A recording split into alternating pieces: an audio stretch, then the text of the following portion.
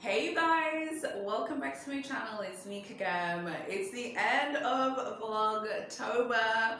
I'm even sitting down trying something new. Let me see if this setup is going to work for me. I hope that it looks like relatively decent. I'm just like also making sure that my hair looks okay. These are the things that we go through on YouTube. Guys, thank you so much for supporting Vlogtober. Without further ado, the giveaway winners, let's talk about it. Let me show you the earrings. Here they are. They're so beautiful. This is one pair. They're all handmade. They're so pretty. Look at that. And then the second one is here. These ones here, they're super cute. So my assistant went to the market and got these and picked them up, but she was taking pictures and I chose them. I think they're super beautiful. So yeah, these are all handmade using local materials. So be careful, they're quite fragile. So I'll be sending these along. And yeah, so now let me tell you guys who won these earrings. Here we go. So the winners are Tara Diddle 64, Min Wade, and Christina Crafty Paws. Congratulations you guys for winning. If you didn't win, don't worry, because I've got another giveaway coming in, I think it's going to be like, yeah, December for Christmas. I'm super excited about that giveaway. I've already started working on it because that one's going to be completely massive as well. So thank you so much to everyone who took part. Yeah, so let's talk. We have so many things we need to talk about today. I'm even sitting down, like, that's how you know it's serious. I've got my favorite pillow here. Guys, look how pretty this pillow is. This is like one of my favorite pillows. It's so pretty. I love it. So I've got my favorite pillow. I'm super comfortable with a lot of things that we need to talk about. So yeah, let's just get straight into it. So I wanted to answer some questions first, and then we're going to talk about just a lot of things that obviously we need to talk about. So the first question is from Shani Cole, who also has her own channel as well. I'll link her channel in the description below. Go support her channel, it's really good. She asked me, she said, why are Chanel bags going over 10K is my question for your Q&A. Ooh, this is so good. So, why are Chanel bags going over 10K? My theory is that Chanel wants to decrease people who are just buying bags who don't spend in other areas that are important to them, like ready-to-wear and fine jewelry. I have to be honest with you, I don't really like a lot of the sort of, I don't know, sometimes like when you watch a lot of like luxury YouTube pages and luxury influencer pages, a lot of the times people talk down about the types of people who are buying from Chanel or whatever. I think that anyone who has the money has the right to walk into the boutique and to purchase an item that they are passionate about and that they really like.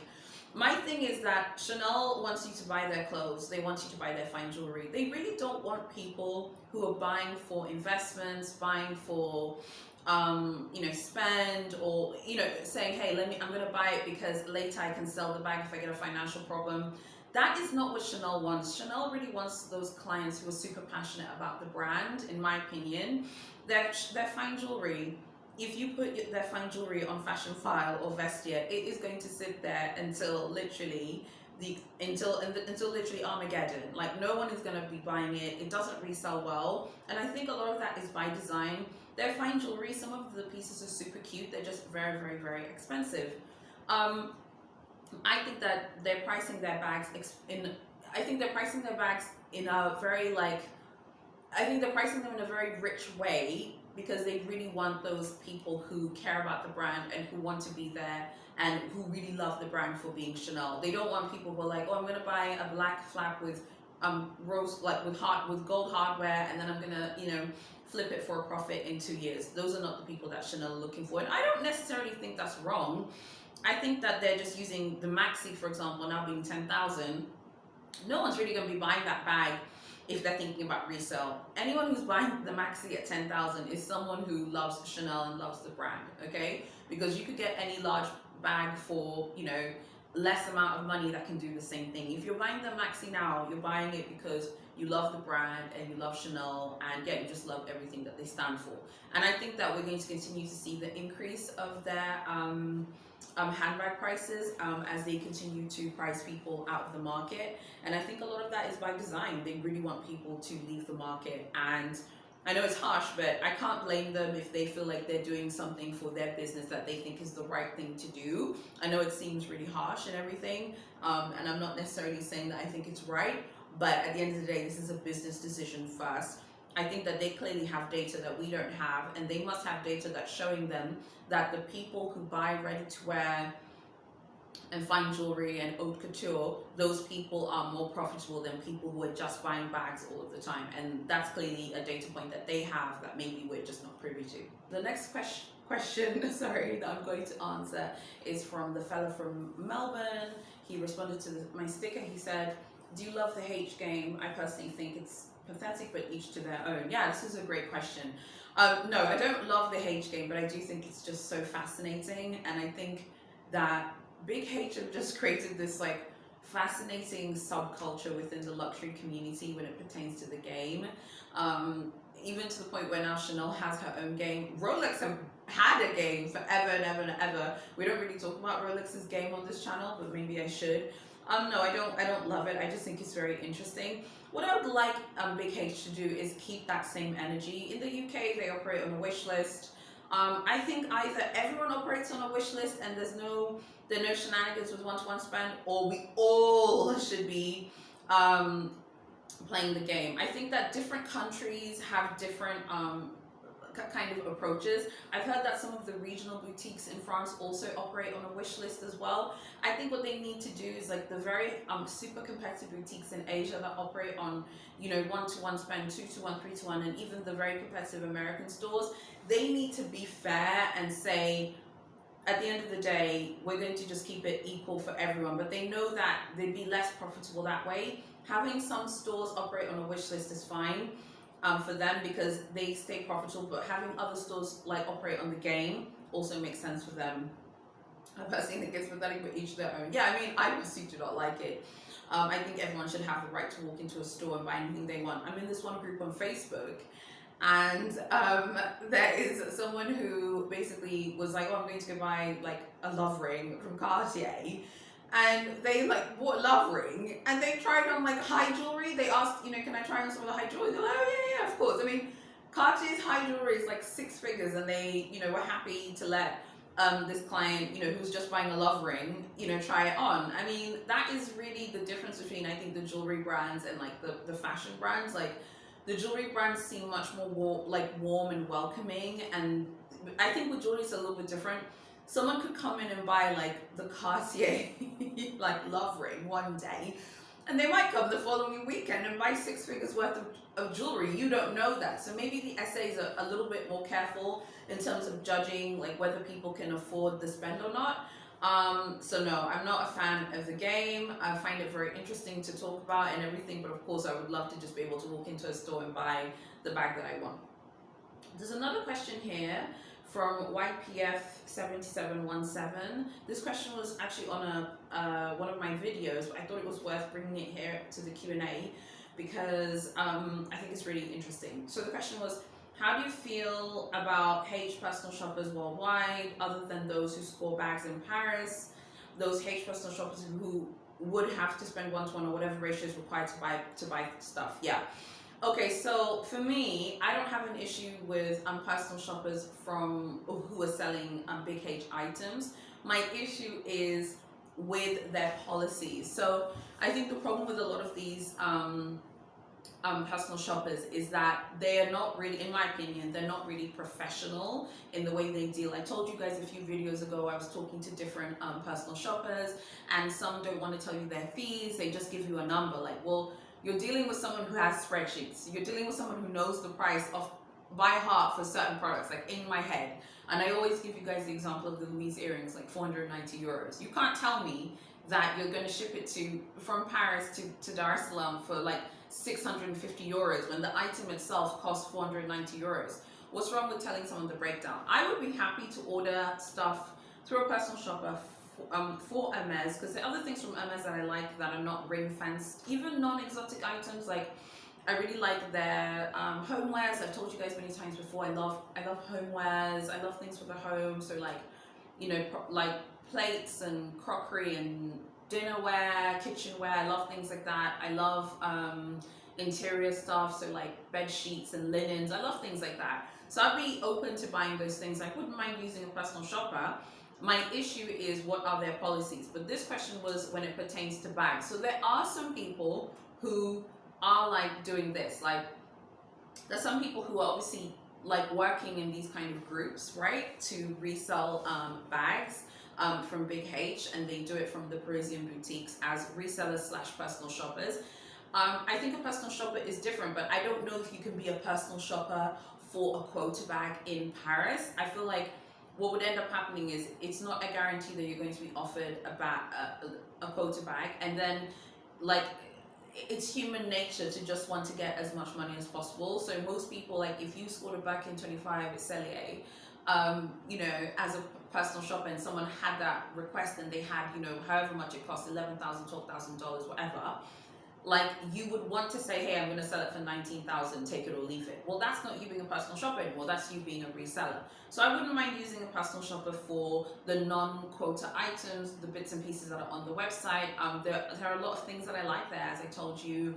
I also really like those really cute compact Kelly wallets. I think they're so cute, so darling. I would be into that, but I need to know your fee.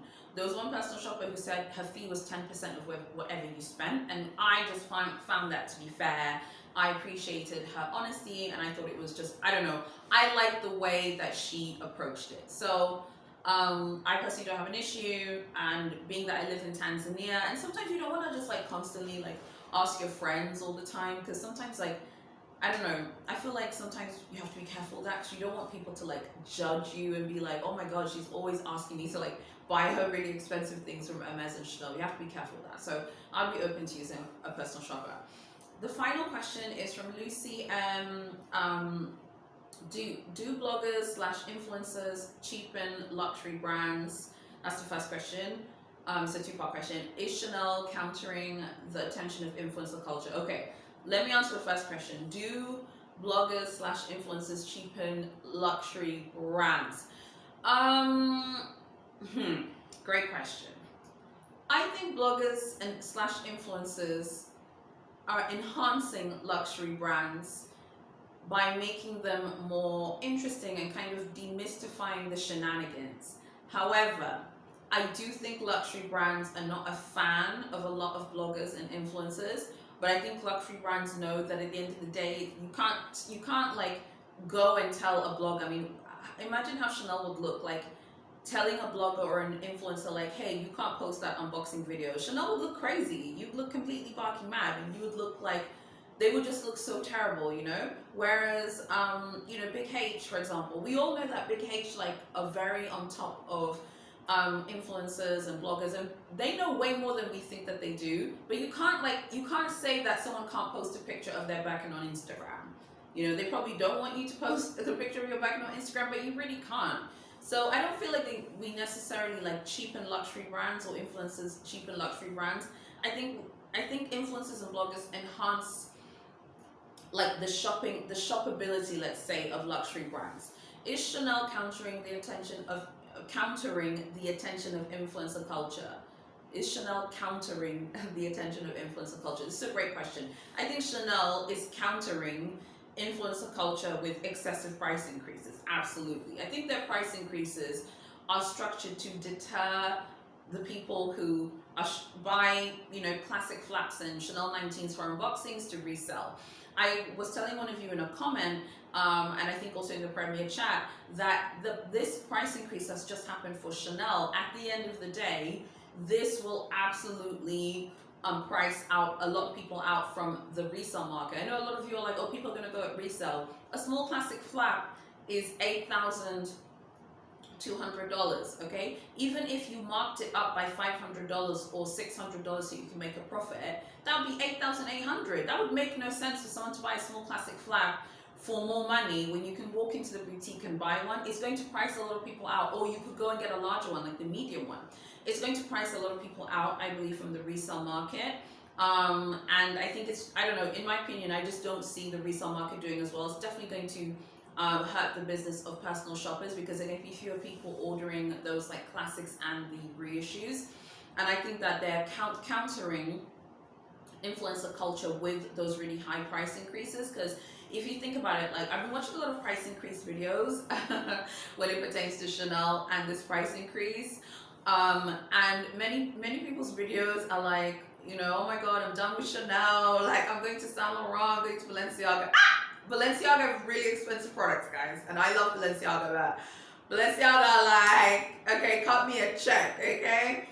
And I think that Chanel is happy to see people go. I think Chanel's like, bye, okay, I don't care, go away, I don't care. So yeah, I think they're definitely countering the attention of influencer culture. I think Chanel's happy to deal with big influencers. People have like 1 million followers on Instagram. I feel like Chanel will kind of tolerate those people, but Chanel is not checking for anyone else. If you don't have 1 million followers on Instagram, and if you don't suit their aesthetic, I don't think that they care. And it's a shame because I feel like Chanel has so much potential, particularly to do collabs. I feel like the collab that they did with Pharrell, I know many of you hated it, but I know for a fact that that collab was very successful for the brand. And don't ask me how I know, but I do know. And I feel like that is the road that they should go down. Say what you want about Louis Vuitton. Louis Vuitton has become the most successful luxury brand because of all of these collabs. I don't like every single collab that they do. I did not like the Fornasetti collab. I really didn't. And it was troubling to me just seeing it on the website. But, you know, it did well and people like it. And I think they also have that Nigo collab that's about to drop, I think, or it's already dropped. I believe that's for menswear. That one's doing very well, and he's obviously, you know, very famous designer. So, you know, I think influencer culture is a tough one. Chanel should be doing more collabs, but Chanel has every right to decide, you know, what they want to do with their business. That's definitely something that, yeah, I think. Now let's talk about the Chanel price increase. There have been so many interesting reactions to the price increase. I kind of wanted to talk about it now in a more like philosophical way, now that we've finished talking about like how much the increase is.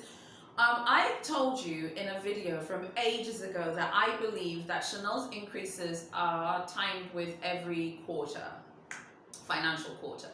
I believe that Chanel will be making a lot of big changes to their business model. I think I may have referenced it in a video. In case you didn't watch it, Chanel actually fired their media agency who they'd worked with for 20 years this month in October. This, again, you wouldn't have known about this if you don't follow marketing news. I have to follow the news for my job. So when I heard this, I was quite shocked, I must say. And now they've hired this other company. I think that they said that their budget for media spend is like $380 million a year, something like that.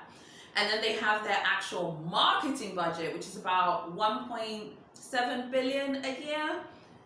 I think that Chanel see price increases as a way for them to curate their audience, to filter out people who they believe are not going to be loyal to every aspect of the brand. You know, Chanel are a very well-rounded business. I know people go in on Chanel and say that she wants to be Hermes. I've told you guys many times, I don't believe Chanel is worried or pressed about Hermes. I think that they probably are even friends, both families who own the brands. They probably know each other.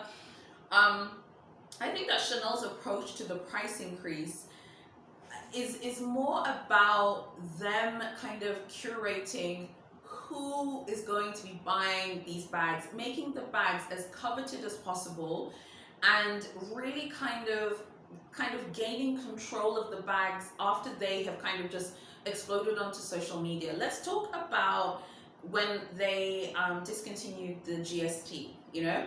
So lots of people, you know, still miss this bag. And you know, it's a really harsh point of view, but I do think the generally held view from a lot of people is that they discontinued the GST because they felt like it was becoming too, this is not my word, I've literally seen people say this, so don't be offended. They maybe feel like it's become too commonplace, like it was everywhere at a period of time, all types of people were purchasing it. I believe that Chanel see their bags specifically as like an extension of the brand in this very total sense. So if they feel like you're not symbolizing the brand, they don't want you to buy it. And I feel like for them, the symbols of the brand are, of course, the iconic double C logo, but really it's ready to wear, because that's what Gabrielle Bonner herself, that was her thing, was that she brought in this really like very relaxed casual silhouette for women who had, you know, been strapped into corsets and had to wear really, you know, tight clothing that was quite restrictive on a woman's body. And she kind of brought in this very relaxed silhouette, and their roots are in ready to wear of the actual brand. And I feel like they want you to really support that ready to wear business, and they want you to support the fine jewelry business, even the watch business, you know, which is actually doing quite well for a fashion watch. The J12, for example, is really successful, as I've told you. And I think that Chanel are willing to spend money, as we've seen by them firing their media agency, and they've hired a new agency, and they've given them this huge budget.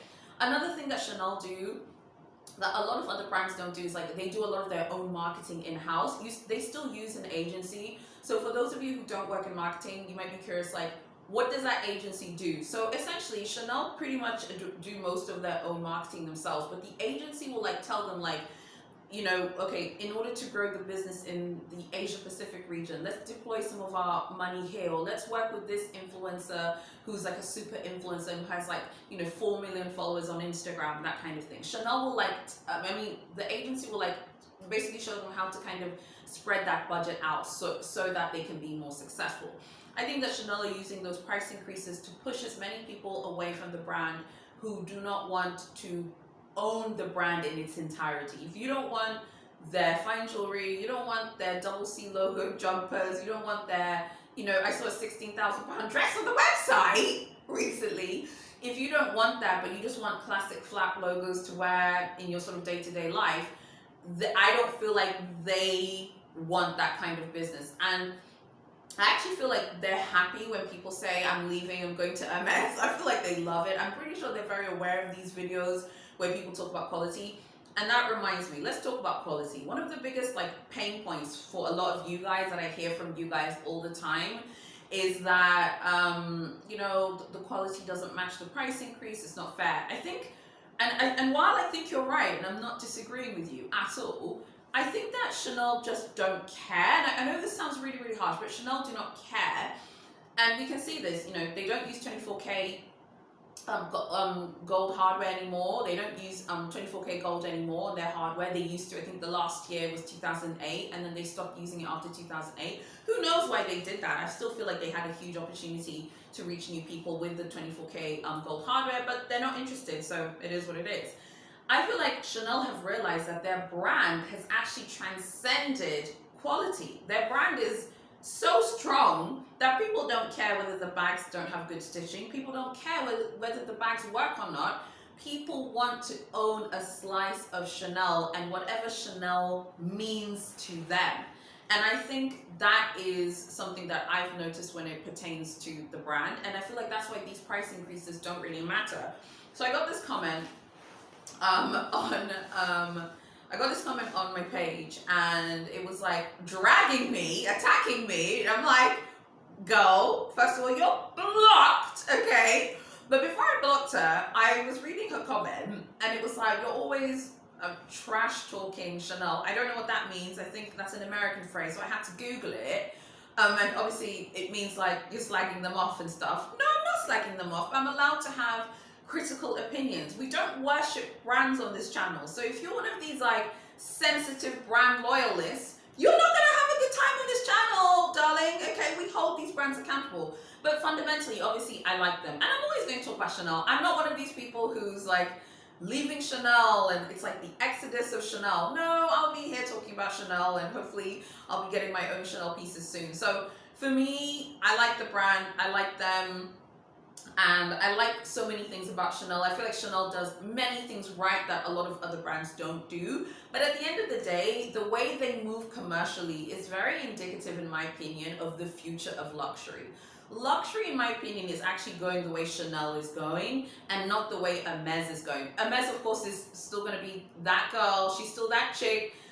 You know, Hermes doesn't have to do with shenanigans. What I mean by that is I feel like the future of luxury is being as exclusive as possible. We are seeing that with Hermes with certain bags like the picnic bag, Obviously, you know, the Himalayan and things like that. They're making all these like super, super exclusive bags.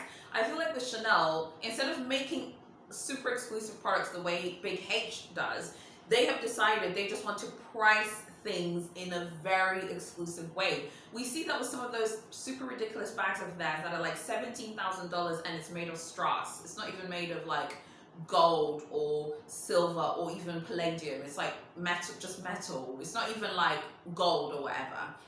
I think that luxury is moving down this direction, and I think that Chanel is happy to increase prices as often as possible. So, for example, recently, I heard that Louis Vuitton are going to be increasing the prices of the fine jewelry and the fashion jewelry on the 1st of November. I'm not going to talk about it yet in detail until I have a lot of info to share with you, because I don't just want to post rumors, I want to post things that are concrete. So I want to wait a little bit and see what happens on the website, right? I think that Chanel are going to be moving into this direction where all of the time we have regular price increases, and I think that's something that we're going to see more of as time goes on. So it's, you know, October the price increase will be in November for cruise. I think in January we'll expect to see some price increases, etc. And then I think in April when the next collection comes out, and I think that's just going to be a regular part of life, because if you're someone who can afford to buy Chanel ready to wear often, and if you can afford to buy fine jewelry often, you have, your income is such that Chanel's like increases, it's just like, oh, okay, they increased, you know, the classic flaps by $400. Oh, well, let me just, you know, go and buy it anyway. Whereas I feel like Chanel, it just, I know this sounds harsh, and I'm not saying I agree. I'm not saying I agree at all. But I think that Chanel just do not want people to save up for their bags. They don't want people who are like saving and saving and saving and saving. They want people who are liquid. And that doesn't just mean people who are like super rich or whatever. There are many people who are very good at managing their money and are very prudent financially, who can splurge often. There are many people like that, and I feel like those people would also be welcome at Chanel as well. So anyway, I would love to know what you think about the Chanel price increase, and where do you see Chanel going with her price increases? Do you think that Chanel is like, do you think that Chanel is also in a price increase bubble? I think Chanel is kind of in a price increase bubble. I'm very curious to see whether can Version's designs live up to the stress of the price increases? As I said, I think a lot of the people who are buying Chanel's bags at these increased prices don't really care about quality. I'm not going to say I don't care about quality, but I must say I don't really understand the complaints about quality, because if you're buying a brand at the end of the day, if you want quality, you can go to a leather artisan in Paris and they can hand make you something for 400 euros and it will look amazing, you know? So I think we should all kind of just accept that we do like brands, and there's nothing wrong with liking brands, but I think maybe we should be a little bit more honest about the fact that this is about branding. This is about the fact that it's a very exclusive product. Something else I was thinking is, the more expensive the product is, the more exclusive it becomes, and it's just totally out of reach for so many people. And I think that's part of their grand plan, you know, and I think that's really what they want to do. I thought it could be kind of cool to talk to you guys about some of the interesting things I've learned during Vlogtober. So yeah, like I said, thanks to everyone for supporting me during Vlogtober. It's been so interesting. I mean, as usual, you know, it's just like more of the same. Like Chanel, Hermes, Louis Vuitton are just, I think, the top dogs at the moment in the luxury shopping world. And then I would also add Gucci and Dior as well. But I feel like Chanel, Hermes, and Louis Vuitton, particularly on YouTube, they're just so popular. People love all three of those brands, like, for their own reasons. Like, all of my videos about those three brands this month have been super successful. They've done really well. There's something else that I thought was really interesting that one of you guys had asked me this month. You asked me, you said, why do we, like, as YouTubers, always ask you guys to, like, go follow me on TikTok, go follow me on Facebook? Seriously, go follow me on TikTok and Facebook, I mean. Like, why do we always want you guys to leave the platform? Well, we want you to leave the platform because I must say, the company that owns this platform, YouTube, is incredibly powerful. They have a lot of power over what you can say in your videos. Phenomenal power. It's almost breathtaking how much power they have. And I'm someone who follows rules, so as someone who actually swears a lot in my real life, I don't swear on this platform. And actually, I've actually stopped swearing a lot now. I would say it's actually decreased, even though I still swear a little bit, but not really anymore. And it's because of this platform. So they have a lot of control. I don't have an issue with following their rules at all, but they have a lot of power over people's channels. You can get cancelled by this platform if you don't adhere to their policies. You can be cancelled. You can have your account taken away. You can have your advertising monetization taken away. So a lot of the times, like when your favorite YouTubers tell you go follow me on Instagram, follow me on TikTok, follow me on Facebook, or follow my blog, it's because we're trying to kind of take some of the power back. For me, I've noticed that I'm kind of doing different things on different platforms. So for example, on Facebook, I've noticed that I'm really finding my groove on Facebook for this kind of luxury page, whatever. So on Facebook, I'm basically posting almost every single day on Facebook. If not the weekend, I'll be posting every single weekday. And I post a lot of tea that people on Facebook, if you follow my page, you hear it first there before you hear it here. And also Facebook is more of like a walled garden. So all of the people who are sitting in the garden can smell the flowers. But if you're not in the garden, you can't. But at the same time, Facebook's algorithm isn't as brutal as YouTube's algorithm, okay? Another thing is on Facebook, I share more of my sort of general purchases, and I show you all of the things that I'm buying, because on this channel, I'm only going to be showing my luxury purchases, because I've showed like other purchases like ASOS before, but I feel like those will do better on other platforms. On TikTok, I'm sharing more of like my lifestyle, and all of the TikToks that have like a luxury angle, those ones do really, really well. So I've posted a few luxury TikToks this month, and they've done very well. TikTok is a very raw platform, and it's still very viral, it's still very organic. YouTube has had a lot of its algorithm, kind of suppressed throughout the years. It's very hard to be successful on YouTube now. It was much easier 3, 4, 5 years ago to start even a luxury channel. It was much easier a few years ago. To start now, it's very, very hard. You have to be very consistent. And then I would say with Instagram, because I don't have a luxury page for my Instagram, it's more of like a look into my personal life. If you follow my Instagram, you see my stories. I post, like the other day, I just went to the cinema, like literally with my younger sister. We went to watch that film, The Last Duel. It's so good, by the way. So I like posted that, and I post more of my life, but I do post like luxury fashion things as well. And with Instagram, it's more about the fact that I just feel like right now I could not handle another platform to promote this channel. So I have Facebook, I have TikTok, and I have my Instagram page, which is Haya Glamzone, but it's more of like my personal account with luxury in it. And I have my blog. I don't feel like I can take on another platform, like another separate account, like without one of my employees helping me, because it's just so stressful, because obviously I also have my business and I'm running that. I have so many other things that I'm doing in my personal life.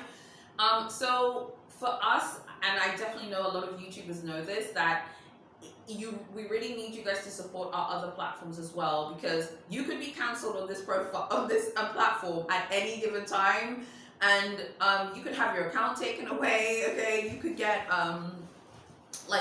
you could literally even get hacked, and that's happened to people, and it's so scary. So it's really important for you guys to support us on other platforms. I know it can be annoying constantly hearing people being like, oh, go follow me, but it really helps to support us. So that's definitely something to look out for. Another thing that I wanted to tell you guys about, ever since I've been on TikTok, and now I'm taking it a little bit more seriously, I'm trying to post a few times a week on TikTok. I'm trying to post more. Luxury TikTok is now a thing. There are a lot of luxury bloggers who just post on TikTok, and they don't have YouTube pages, they don't have Instagram accounts. I've noticed a lot of new luxury influencers. I think we're going to be seeing more of luxury influencers who only post on TikTok. Obviously TikTok, you've got the audio, you've got the music, you've got those sounds, and it's a much shorter, I don't know, each TikTok video can be so compressed, so you can show a very lavish, luxurious image with a very small, compressed moment, basically. Whereas on YouTube, it's much more longer, it's much more immersive. YouTube is trying to compete with YouTube Shorts. I'm not really interested in using YouTube Shorts because it really crushes the engagement of your other videos. So you probably noticed I don't really film those YouTube Short videos, because I don't want it to hurt the engagement of my other videos that I've been working so hard on this month. Something else is that the YouTube algorithm for luxury has changed a lot right now. Like right now, I'm noticing a massive rise of I don't know. I not necessarily a rise, but I've noticed like there are a lot more videos. Like if you can get recommended next to a bigger luxury channel, more people are going to see your videos. And I've noticed like we're really seeing the end of like comparison videos. Like comparison videos are not getting views anymore at all. Like in the luxury community, people really want to see like super lavish unboxings. People want to see massive unboxings, massive hauls, and people want to read about and hear about price increases. And anytime I post about price increases, like those videos like literally will just do so well. Anytime I post like my price list, those videos will do really well. There's a YouTuber called Ethan. He posted this luxury shopping vlog. I'll link in the description below. Go check it out. And he actually said that there is a price increase at Balenciaga for I think everything, including the hourglass bags. So go check out this video if you're interested. Like I said, price increase videos are really the thing right now, and people seem to just really love to know that information. I remember like reading this comment on this other price increase video on this other page, and someone was like, you know, I feel like all of you guys are the same. You all just film price increase videos all the time, and you all have the same reaction, and it's really hypocritical, and I'm just tired of it. Like, I'm sorry that that person is tired, but at the end of the day, those are the videos that people want to watch. If people want to watch price increase videos, people want to know how much price increases at Louis Vuitton are, how much they are. Gucci just had a massive increase, by the way, and no one talked about that. So we might need to have a chat about that next week if I can find out all the info, because Gucci is so sneaky with the increased prices. As I said, Balenciaga had an increase, and I saw that because a luxury YouTuber posted it. People love hearing about price increases. It is what it is. I mean, there's only so much the YouTuber can do. If you guys don't support other videos that we do, then we're not going to film them. It's that simple. And I hope that doesn't sound kind of like moody, but when I see those comments, I do not understand them, because at the end of the day, you are the ones who are in control. We are not in control. You guys are the ones who decide what videos become popping and what videos flop, honey, okay? And for me, it's just the usual suspects. If I post about Chanel, Hermes, Louis Vuitton, Cartier, Van Cleef, by the way, Cartier is my favorite luxury brand. If I post about those are literally guaranteed to get views. People love those brands. People love hearing about them, whether it's an unboxing, even if it's not an unboxing, people love hearing what's going on. I've noticed that Fendi is becoming really popular in the luxury community. Even Versace, I feel like the La Medusa bag has definitely kind of taken on a life of its own, particularly on Instagram. I'm seeing a lot of people posting that bag on Instagram. So I haven't done a video where I've told you guys, go check out some other independent brands. I'll do that in November, once my schedule slows down a bit, because I'll have more time, a little bit more time, because I won't be posting as much, to find out like more things for you guys. And I remember even getting this other comment. Someone said like, don't you ever get tired just talking about the same brands all the time? Talk about other brands, like expose us to other brands. The problem is, again, like, and I saw this with my Balmain video. I took a chance and I filmed that video this month. And don't worry, I'm not upset if you didn't watch it. But many people didn't watch that video. Balmain's just not as hot on YouTube as it is on Instagram. Like, Balmain is super hot on Instagram. People love the brand, but different brands do better on different platforms. So I hope that this kind of helps you understand why YouTubers only talk about Chanel, Hermes, Louis Vuitton, Cartier, and Van Cleef, because those 5 brands are the brands that people constantly search for and look for all of the time. So when you have a page and you have your own channel, there comes a point where you have to do what's right for the channel in order for the channel to succeed, in order for it to grow and to succeed. So maybe there'll be other brands like, you know, Loro Piana or Berluti, which are very cool brands. You can talk about them in a brand where you talk about Hermes, where you talk about Chanel, where you talk about Louis Vuitton, and then you can expose people to those other brands. I remember also getting another comment a while ago saying like, we should talk about independent fashion designers and why don't you guys support them? I mean, I don't know. I feel like with a lot of those independent brands, sometimes it's really hard because a lot of them actually don't want to work with influencers. They want celebrities to wear their clothes. So in that original question from Lucy about you know, influencer culture and Chanel, a lot of independent contemporary brands do not even really check for influencers as well. So there is a kind of snobbery and elitism towards influencers, and it's not just from like Chanel, Louis Vuitton, and Hermes. It is from a lot of fashion brands, and that is an uncomfortable feeling.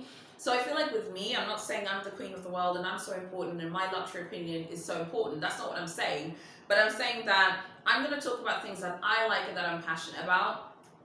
If someone wants to work with me and they're respectful and interesting, I'll be open-minded. And yeah, I do talk about a lot of independent brands as well. But I have noticed that a lot of contemporary brands also kind of look down on luxury influencers and luxury bloggers. This winter is going to be so exciting for this vlog. I really hope that you guys will still be fully subscribed with your notifications on. I cannot wait. I have so many exciting things I'm going to be showing you. They're like things literally that are confirmed that I can't even tell you about, that I'm so excited about. So make sure that you stick around, and make sure you also check out my blog. And like I said, my Facebook page, my TikTok, and my Instagram. I'm very active on those platforms. On my blog, I'm going to be posting lots of lifestyle stuff. So I'll be posting luxury stuff, obviously. I'll be posting about beauty, about hair, about fitness and weight loss, because I'm on a weight loss journey at the moment. I've lost like 4 kilos in the past like 10 days. So I'm working really hard on getting my weight down, because I have like ready to wear goals, honey, that I'm trying to hit, and I think I'll get there eventually.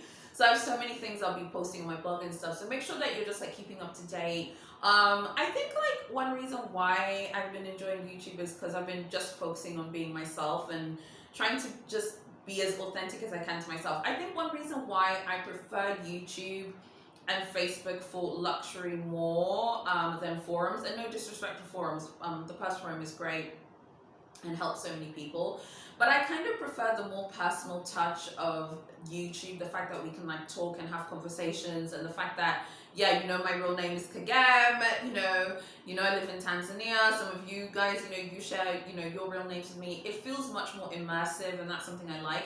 I must say, I must say that a few like months ago, I was talking to one of you, and you sent me this link to a thread that you saw on the Purse Forum, and there was someone who was posting their, I think it was like their jewelry stack, I think it was like their bracelet stack from Van Cleef, and the response that the person got was quite shocking. I mean, I was quite shocked by the way some people responded about the person's stack.